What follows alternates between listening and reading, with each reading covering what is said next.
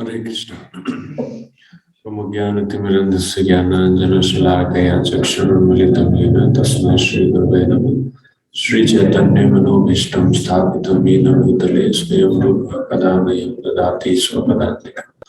वन्देऽहं श्रीगुरुं श्रीयुतपदकमलं श्रीगुरुं वैष्णवांश्च श्रीरूपं साग्रजातं सहगण रघुनाथान्वितं तं साद्वैतं सावधूतं परिजनसहितं कृष्णचैतन्यदेवं श्री राधा कृष्ण पादान सहगण ललिता श्री विशाखान्वितांश्च नमो विष्णुपादाय कृष्णपृष्ठाय भूतले श्रीमते भक्तिवेदान्त स्वामिनिधि नामिने नमस्ते सारस्वती देवे गौरवाणी प्रचारिणे निर्विशेष शून्यवादी भाष्यकारिणे जय श्री कृष्ण चैतन्य प्रभु नित्यानंद श्री अद्वैत गदाधर श्रीवासादि गौरभक्तवृंद। हरे कृष्णा कृष्णा कृष्णा हरे हरे हरे राम राम राम हरे हरे। हरे कृष्ण। तो नलकुवर और मणिगिरी का उद्धार के बाद अभी वृंदावन में उत्सव मन रहा है, दीपावली का उत्सव मना रहे हैं। तो दीपावली उत्सव मनाने के बाद फिर भगवान के विभिन्न अलग अलग लीलाओं का स्मरण कर रहे हैं वृंदावन वासी कि भगवान क्या क्या किए अभी तक। ऐसे एक दिन की बात थी जब भगवान के लीलाओं का स्मरण चल रहा था। भगवान भी छोटे ही थे, अभी ज्यादा बड़े तो हुए नहीं थे, है ना। अभी हल्का हल्का पैर में अब चलना आरंभ किए थे, क्योंकि आपने देखा था कि जब दामोदर लीला थी तो भगवान धीरे धीरे भाग रहे थे अपने पैर से, तो मतलब थोड़ा बहुत चलना सीख चुके हैं। पर अभी ऐसा आउटडोर उनका जाना अभी इतना नहीं हुआ था, थोड़ा बहुत घर से बाहर निकल रहे थे। ये पहला बार, एक पहली दूसरी बार ही हुआ था कि दामोदर लीला के समय में वो इतना बाहर घूम के आए थे। तो अभी एक समय की बात थी कि एक फल वाली फल बेचते हुए वृंदावन में, तो फल बेच रही थी सुबह से, पर उसका कोई अच्छे से कोई बिक्री नहीं हुआ था। तो इतने में वो धीरे धीरे नंद महल के पास पहुंची, नंद महाराज के बाहर, और वहां पर भी वो बोल रही थी फल ले लीजिए फल ले लीजिए। तो भगवान कृष्ण बाहर ही खेल रहे थे। तो उन्होंने कई बार देखा था अपने माता पिता को किस तरह से सामान खरीदते हैं, तो उनको भी इच्छा हुई कि मैं भी खरीदूं। अब मैं भी बड़ा हो गया हूँ तो मैं भी थोड़ा खरीद के कुछ में भी मोल भाव करने मुझे भी आता होगा, मैं भी जाता। तो वो गए, उन्होंने पूछा कि फल, मुझे भी फल चाहिए। तो उन्होंने कहा, फल वाले ने कहा कि ठीक है, तुम कुछ ले आओ, इसके बदले कुछ दोगे तब तो मैं दूंगी। तो उनको ध्यान है, हाँ, यशोदा माता कुछ धान या कुछ चावल के बदले खरीदती थी कोई भी सामान। तो वो भी गए और धान धान का बोरे में अपना हाथ डालकर वहां से धान लेकर आने लगे। अभी हाथ तो छोटा छोटा हाथ है, ज्यादा बड़े हैं नहीं, छोटा छोटा हाथ है। तो उसमें उन्होंने से पकड़े और पकड़ के वो चलते हुए आए धीरे धीरे।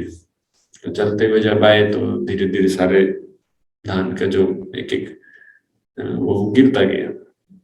तो गिरते गए गिरते गए गिरते गए, जब वो पहुंचे फाइनली फल वाली के पास, तो बोले कि ये लो, मैं तुम्हारे लिए ले आया धान, और अभी मुझे फूल फल चाहिए। तो जब हाथ खोलते हैं तो उसमें देखते हैं दो तीन दाने ही रहते हैं। तो कृष्ण को बहुत दुख लगता है कि मैं तो इतना सारा उठाया था, तो इतना ही बचा, फिर जाना पड़ेगा। तो उनका मुंह देख के फिर फल वाली, वैसे भी पहले भी उनको देख के आकर्षित हो गई थी कि कितने सुंदर है। तो बोली कि कोई बात नहीं कोई बात नहीं, इतना बहुत है, तुम यही दे दो और जितना चाहे उतना ले लो।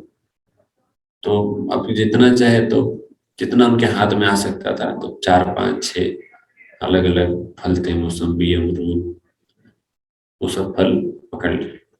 तो लेके अब बोले ठीक है, अब बहुत अच्छा लगा आपका, फिर आना। फल वाले बोले "हाँ, तुमसे मिलने तो आना पड़ेगा"। तो फिर वो भगवान गए अंदर। तो फल वाले भी सोचे कि चलो अब टोकरी उठाते हैं, चलता है, कोई बात नहीं, कभी कभार ऐसा भी सौदा करना पड़ता है। सुबह से कुछ खास तो सौदा हुआ नहीं था। तो जब उठाने लगी तो टोकरी बहुत भारी हो गया। बोले कुछ कम होता है तो वजन, मतलब थोड़े फल निकले तो वजन कम होना चाहिए, तो बढ़ गया। तो कैसे बढ़ा, क्या हुआ?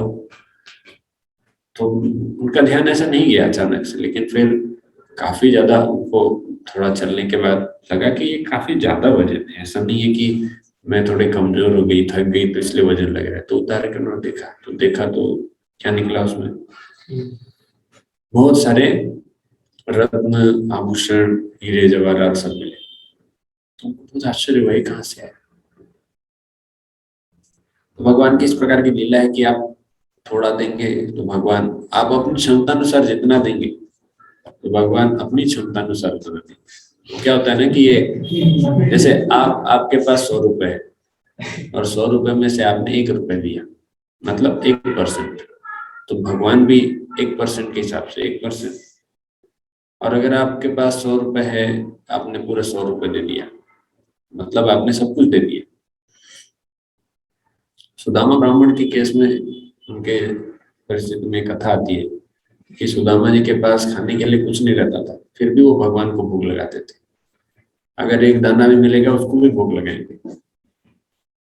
तो जब भगवान कृष्ण के पास सुदामा आए थे तो उन्होंने उनको एक एक वो चावल, मतलब वो खा रहे थे, जब एक एक मुट्ठी खा रहे थे भगवान, वो जो लेके आए थे ना चिप्ड राइस या कुछ, तो उसको जब एक एक मुट्ठी खा रहे थे और उसके साथ साथ भगवान उनको अथाह संपत्ति दे रहे थे। तो कोई पूछा, तो उनकी पत्नी पूछी, रानिया पूछी कि इतना थोड़ी कोई देता है क्या? तो बोले कि जब मैं तो कम दे रहा हूँ, वो तो अपने टाइम में उसने तो अपना सब कुछ दे दिया था, उसका तो उसने 100% दिया, मैं अपना 100% दूं तो चलेगा? तो वो भगवान वैसे ही रेसिप्रोकेट करते हैं। भगवान कहते भी है ना भगवद गीता में, ऐसा नहीं कि भगवान ने कहा नहीं है। भगवान कहते हैं ये यथामां प्रपद्यन्ते तां तथैव भजामि। भगवान कहते हैं कि जो जिस प्रकार से मेरी भक्ति करता है, जितना मेरे पे, जितनी श्रद्धा से मुझे अर्पित करता है, मैं भी उसी प्रकार से उसको रिटर्न करता हूँ। तो ये मैक्सिमम रिटर्न आपको यही मिलेगा। लोग बोलते हैं 25 दिन में पैसा डबल, किसी का होता नहीं है। बेस्ट आप कितना भी बड़ा शेयर मार्केट में लगा लो, कितना भी आप सिक्योर प्लानिंग ले लो, LIC में, insurance, mutual fund, Bajaj alliance, दुनिया भर, लेकिन भगवान से बड़ा सिक्योर फंड कहीं पे नहीं है। और सिक्योर भी है और मैक्सिमम रिटर्न भी मिलता है।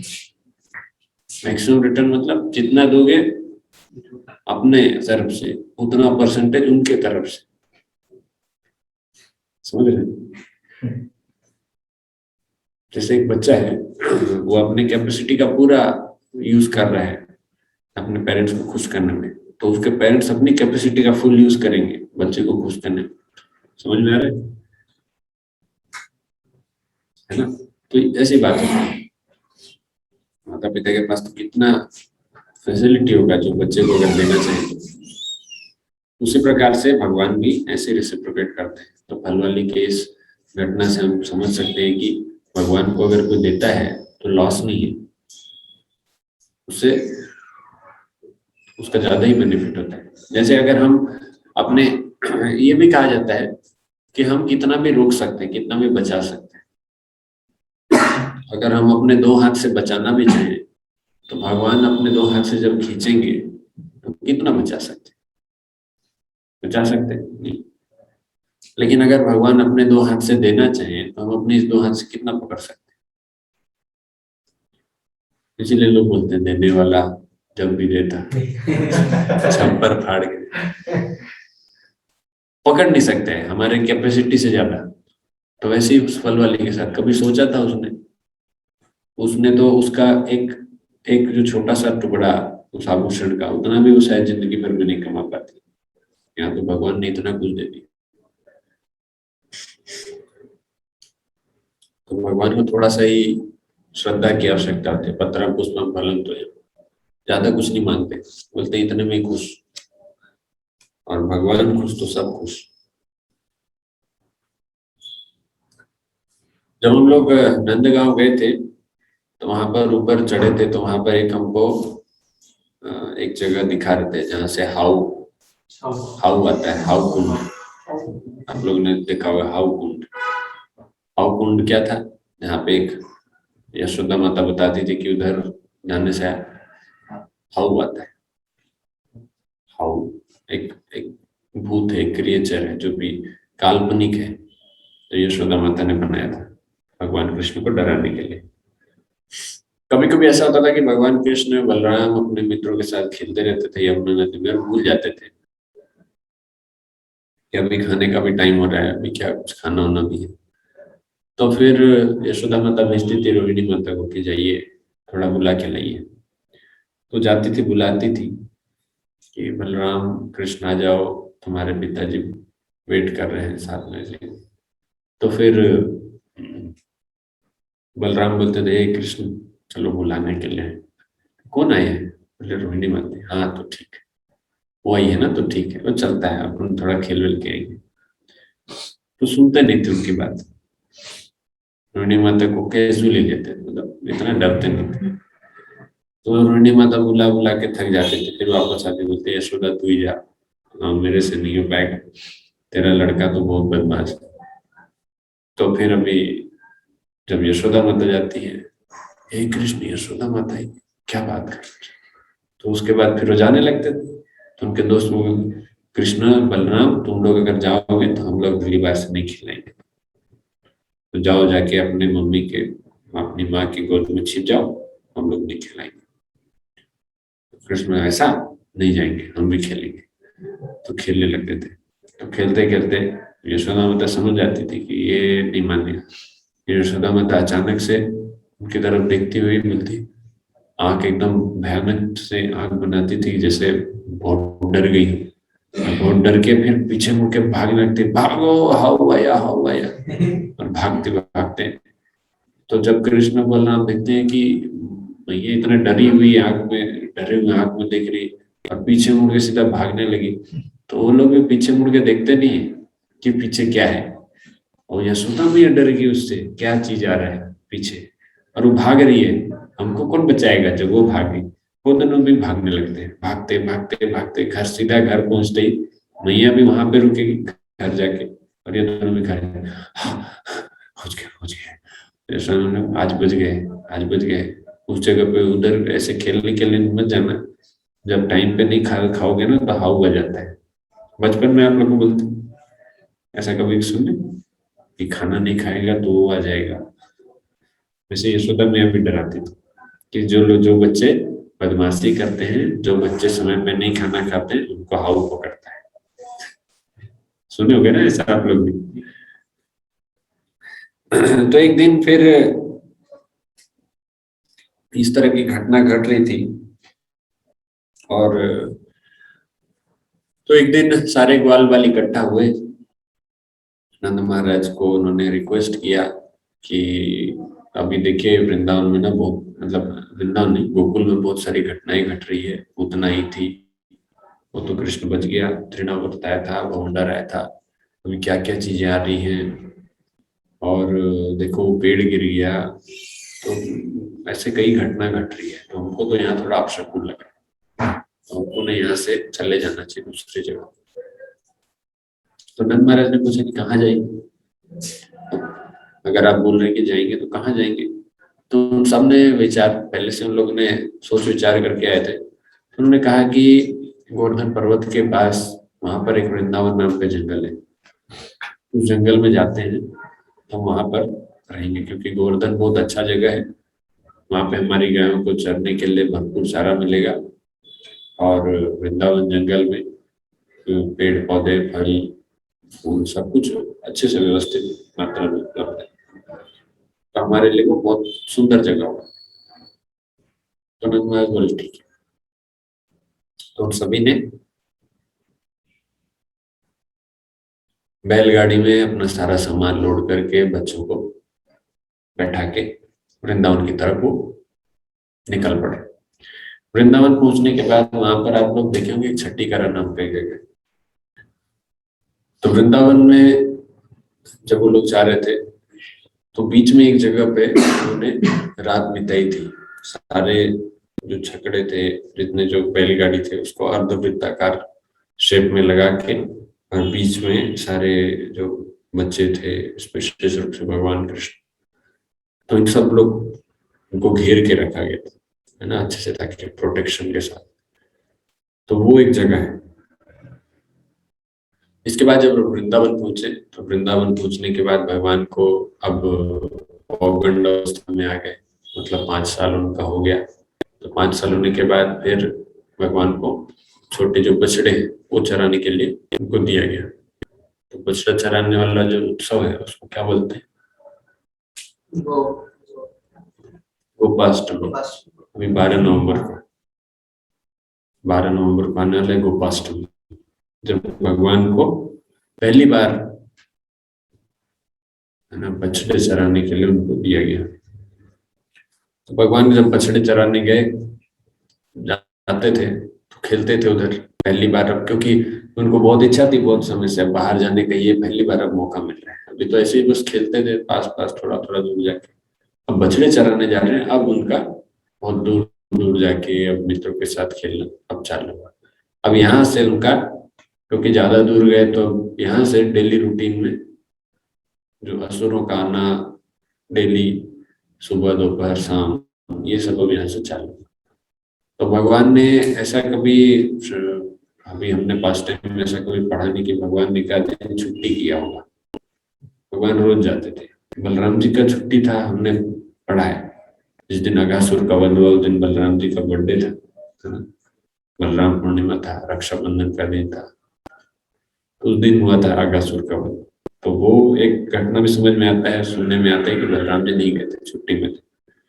बाकी भगवान कृष्ण कभी नहीं गए छुट्टी में, ऐसा वर्णन नहीं आता, रोज जाते थे। ये तब से आरंभ हुआ वृंदावन से। तो जब गए थे बछड़े लोग को चराते, तो वहां पे एक दिन एक असुर आया। अब वो लोग को,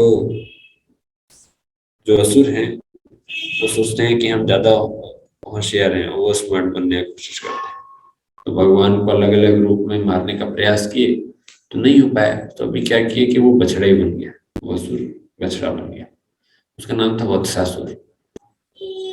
वत्सासुर तो बछड़े के रूप में आया। बछड़ों के साथ जब मिल गया, तो उसने सोचा कि मौका देके मैं यहीं पे दबा दूंगा और खत्म कर दूंगा। लेकिन कृष्ण और बलराम पहले ही समझ गए उसको देख के, ये असुर है। दोनों आपस में चर्चा कर रहे हैं, ये ना असुर है, इसको तो ठिकाने लगाते हैं। तो वो अपना प्लानिंग कर रहे हैं कि मैं इनको कब मारूं, इनको तो पता ही नहीं चलेगा, और इनको सब पता है ये लोग दूसरे वाले हैं।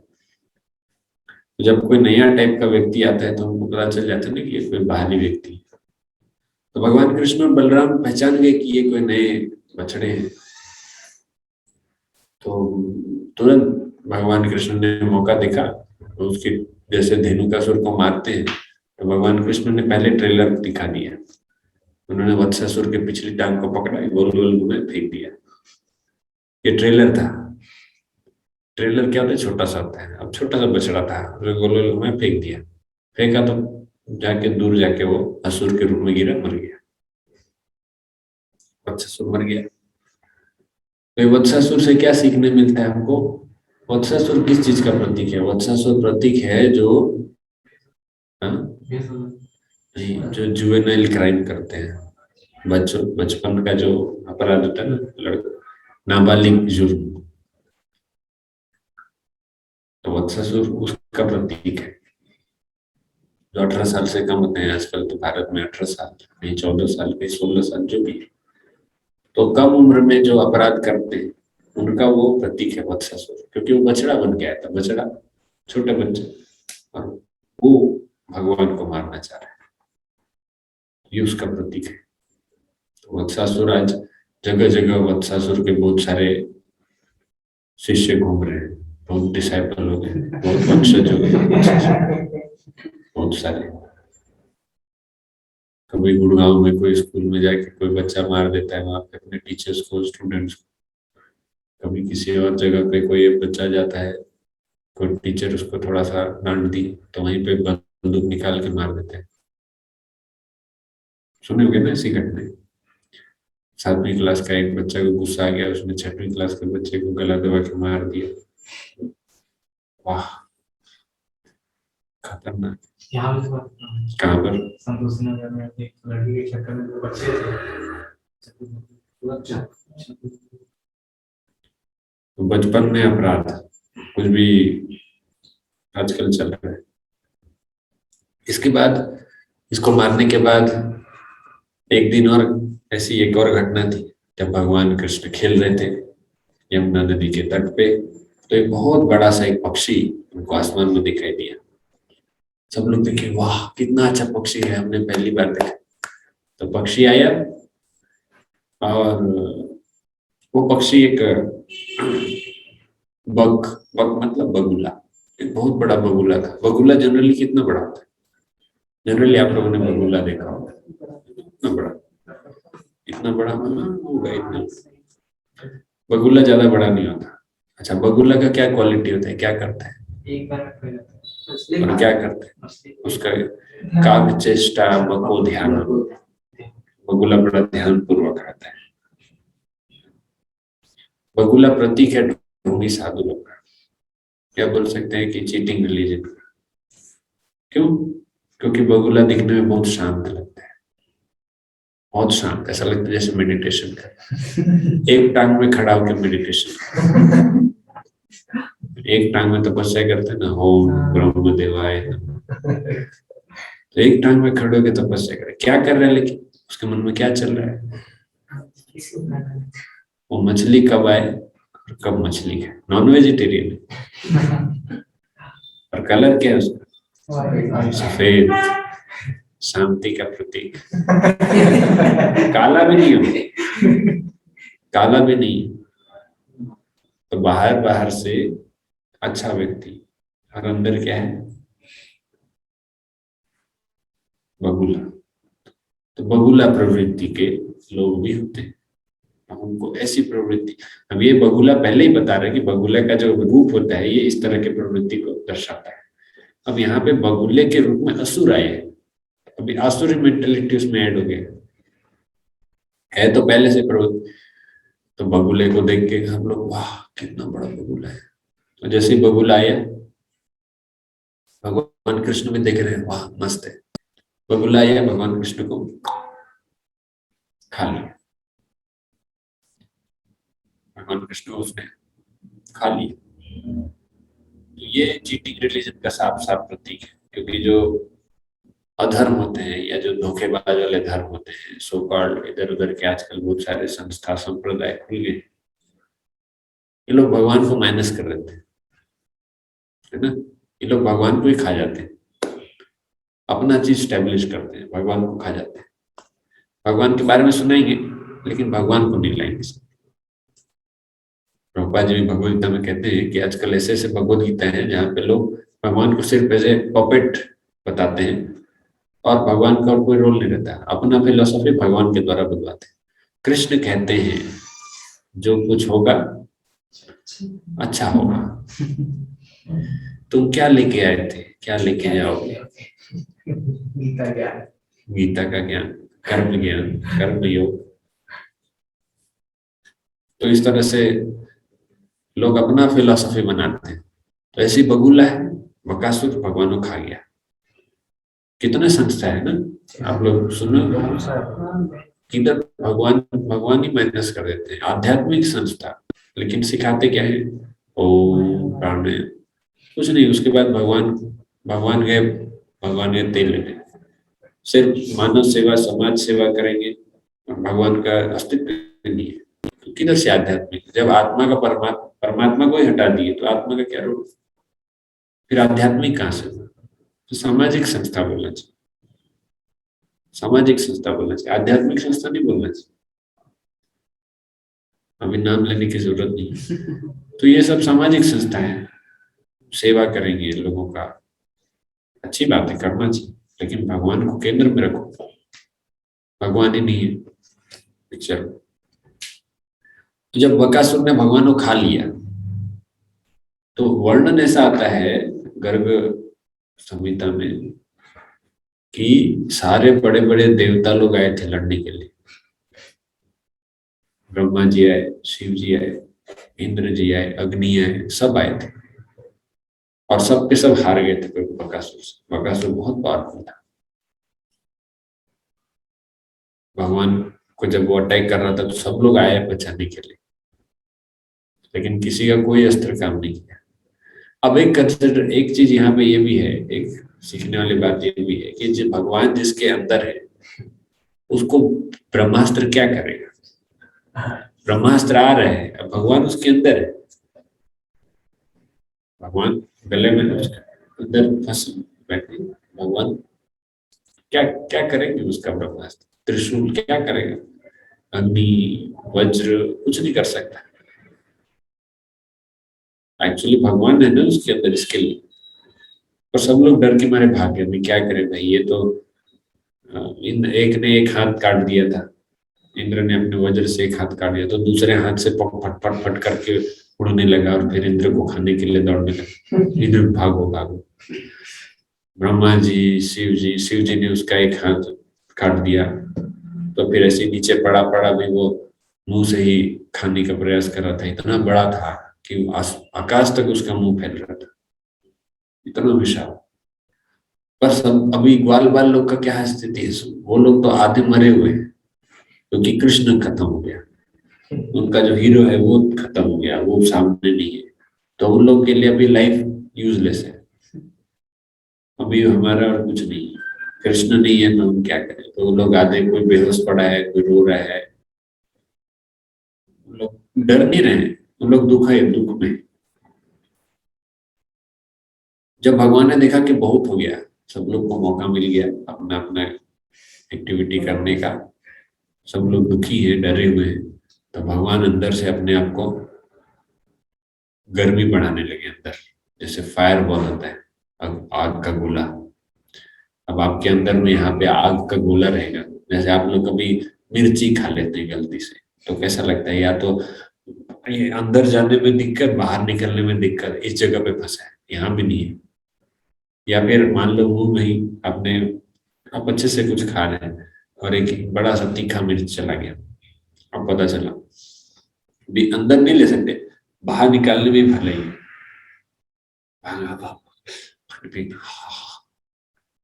तो आग आग का गोला भी इधर अंदर है, तो बकासुर भी क्या करे, आप अंदर तो नहीं रख सकता, बाहर निकालना पड़ा।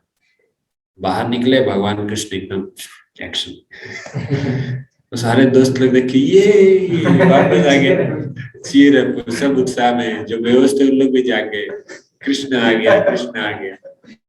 भगवान भी बोले कि हाँ अभी हीरो की एंट्री होगी। तो फिर अब बकासुर, हाँ दोनों तो है नहीं, उड़ेगा नहीं, तो इधर उधर से वो भगवान को अटैक कर रहा था। तो भगवान ने सोचा कि ये चोंच बहुत मार रहा है, इसको चोंच भी पकड़ते हैं इसको। तो भगवान ने उसे चोंच पकड़ के उसको बीच से दो टुकड़ा कर दिया, फाड़ दिया उसको एकदम सिमेट्री जैसे, सिमेट्रिकल। तो ऐसी चीटिंग रिलीजन वालों को ऐसे फाड़ देना चाहिए। ऐसे भगवान ही फाड़ सकते हो, बाकी ब्रह्मा जी, इंद्र, चंद्र, इन लोग आके कुछ नहीं कर सकते। ये ऐसे धर्म लोग, शिव जी के उपासक, ब्रह्मा जी के, ये लोग नहीं कर पाएंगे। क्यों? ये भगवान को ही खा गए, तो भगवान को ही आना पड़ेगा, या भगवान के भक्त लोग ही उनको ठीक कर सकते। तो बकासुर इस चीज का प्रतीक है, चीटिंग रिलीजन। आजकल कलयुग में बकासुर का ही राज वही है। कंस का राज चल रहा है, वो तो है, कलयुग कंस का ही है। और कंस के ये एक बहुत स्पेशल प्रतिनिधि है बकासुर, इतना पावरफुल कि सारे ब्रह्मा जी, शिव जी डर गए। बताओ कितना पावरफुल रहा होगा बकासुर। तो कलयुग में इन्हीं का राज चल रहा है। अब इनको कौन मारेगा। मारने के लिए भगवान के भक्ति भक्त लोग ही चीजें कर सकते हैं, इसका सॉल्यूशन निकाल सकते हैं, नहीं तो संभव नहीं है। तो भगवान तो भगवान वो वैसे क्या खाएगा, भगवान तो बस भक्तों के साथ लीला कर रहे हैं।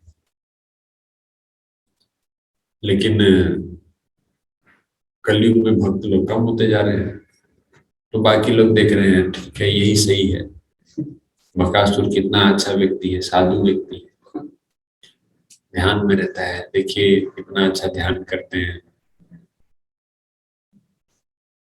एकदम शांत रहते हैं, मौन व्रतधारी है, कुछ बोलते नहीं है, और लोगों के जाते ही नॉनवेज खाता होगा, गलत चीजें भी करता होगा। तो ऐसे लोगों का, ऐसे साधुओं का आजकल चलन है कलयुग में। तो इन बकासुर को मारने के लिए भगवान को बुलाना बहुत आवश्यक है। तो ये आज का टॉपिक था, बकासुर। कोई क्वेश्चन? ये बकासुर इतना पावरफुल कैसे होता है? मतलब मुझे पारावती जी को दो चीज, पहले तो बकासुर पावरफुल था ही, बहुत ज्यादा शक्ति था उसके अंदर, उससे डरते थे, घबराते थे देवता लोग। तो शिव जी और ब्रह्मा जी उसको नहीं मार पाए, रीजन ये भी था कि भगवान कृष्ण उसके अंदर थे, ये रीजन था। दूसरी बात है कि यहाँ पर भगवान का गुणगान भी बताया जा रहा है, ग्लोरिफिकेशन हो रहा है, इतना पावरफुल है बकासुर, उसको भगवान ने बचपन में मार दिया, 5-6 साल, 5-6 साल के थे, भगवान ने उसको तभी मार दिया 5 साल की उम्र। तो वो लोग जो बोलते हैं ना कि भगवान, मतलब हम थोड़ा तपस्या करेंगे, ध्यान करेंगे तो हम भी भगवान बन जाएंगे, कभी कभी तो लगता है कि मैं ही भगवान, बोलते हैं कुछ लोग, अपू नहीं भगवान। तो इन लोग को बताओ 5 साल में ये सब करके दिखाएं, शिव जी ब्रह्मा जी से ज्यादा पावरफुल। कुछ लोग बोलते हैं ना शिव जी ने जहर पिया था, शिव जी ने तो जहर पिया था, विष्णु जी ने क्या किया था। तो कई जगह पे शिव जी ने भी ऐसा दृष्टांत प्रस्तुत किया है कि देखो मेरे से भी ज्यादा शक्तिशाली है भगवान कृष्ण, विष्णु। तो भगवान कृष्ण और शिव जी का युद्ध होगा भविष्य में, घटना आएगी, युद्ध होगा, महायुद्ध भयंकर। उस युद्ध में पूरा सारा सृष्टि विनाश करने वाले बड़े बड़े हथियार चलते हैं, शिव ज्वर, शिव ज्वर सबसे खतरनाक हथियार, ब्रह्मास्त्र से भी। तो उस समय पे भगवान कृष्ण भी उसको काउंटरैक्ट करते हैं और शिव जी को हराते हैं। तो शिव जी अपना एड़ी चोटी का जोर लगाते हैं उस युद्ध में, ऐसा प्रतीत होता है। क्यों? क्योंकि शिव जी भी चाहते हैं कि मेरे स्वामी हैं, उनका भी लोग उनको जाने। लोग तो नहीं तो सिर पे की लीला को लेके बोलते रहेंगे कि आप ही महान है। तो भक्त को भी अच्छा नहीं लगता कि मेरे स्वामी हैं, उनके बारे में उनके सामने मेरा ऐसा बोले। तो कभी कभी भक्त भी उस चीज को प्रदर्शित करता है कि देखो मेरे से कैसे सुपीरियर है, किस बात से सुपीरियर है। तो ये ब्रह्मा जी और शिव जी का इस तरह से योगदान था बकासुर पर। बकासुर था पावरफुल, ऐसा मतलब नहीं था। बकासुर के अंदर एक एक तो पावरफुल था ही, ऊपर से उसको चिढ़ भी थी, उसके अंदर एक प्रतिशोध की ज्वाला जल रही थी। क्यों जल रही थी? क्योंकि पूतना उसकी बहन थी। पूतना का नाम है एक बकी, अहो बकीयम स्तन कालकूटम जिघाम से या पाए यद्यप्य साधु। भागवतम में बोला गया बकी, उसका नाम है बकी, अहो बकीयम स्तन कालकूटम जिघाम से या पाए। और पूतना, बकासुर और अघासुर, ये तीनों भाई बहन थे। इनके माता पिता कौन थे मत पूछेगा, क्योंकि वो मैं नहीं जानता। अघासुर, बकासुर और पूतना, तीनों भाई बहन थे। तो पूतना का बदला लेने बकासुर गया, मर गया। और बकासुर का बड़ा भैया अघासुर, अब अघासुर से भी सारे लोग डरते थे। तो अघासुर का एपिसोड अब नेक्स्ट आएगा, क्योंकि भाई के मरने के बाद अब अघासुर बोला कंस को मुझे जाने दे दे, तुम अपने हिसाब से सिलेक्शन कर रहे हो ना, तुम्हारा सिलेक्शन कमिटी अच्छा नहीं है, मुझे जाने दो, मेरा हक बनता है कृष्ण को मारने का, मुझे जाने दो। तो प्रतिशोध की ज्वाला भी थी ना, उसके कारण थोड़ा व्यक्ति और डेंजरस हो जाता है। तो अगासुर एक्चुअली, अगासुर के मन में भगवान ने प्रेरणा दी है, आओ तुम्हारे परिवार का जल्दी उद्धार करेंगे। अगासुर भी बोल रहा है अहम पूर्वम अहम पूर्वम। राक्षस लोग, असुरों का यही काम होता है, असुर लोग का यही मेंटेलिटी होता है, मैं पहले मैं पहले। वो तो एडवर्टीजमेंट वाले बोलते हैं पहले आप, अदरवाइज हम लोग थोड़ी बोलते हैं ऐसे। हम लोग को कुछ मिलेगा, रोज मैं पहले, तो ये हमारे ऐसी मेंटालिटी, मैं पहले। तो अगासुर भी मैं पहले, कंस नहीं बोल रहा था मैं पहले। वो सारा ऑप्शन यूज कर रहा था सबसे एंड में। ये आपने बोला उनसे कलयुग में कंस का राज है।